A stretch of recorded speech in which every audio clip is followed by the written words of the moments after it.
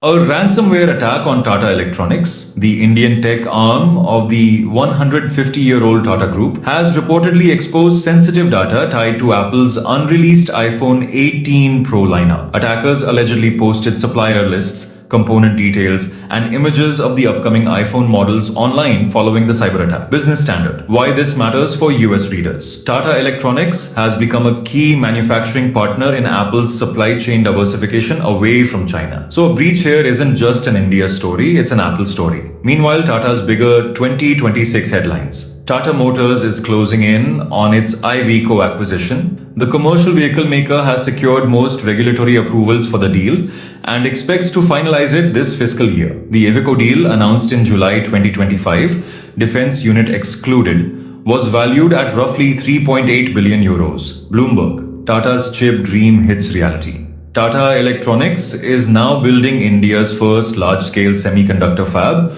using older 90 nanometer tech rather than its original cutting-edge plans, reflecting how hard it is to build a chip industry from scratch. Bloomberg, power shakeups at the top. Bloomberg has reported on power struggles and regulatory uncertainty, clouding Tata's future, along with speculation over a possible public listing. Bloomberg, Noel Tata has also been stepping back from chairman roles across group companies.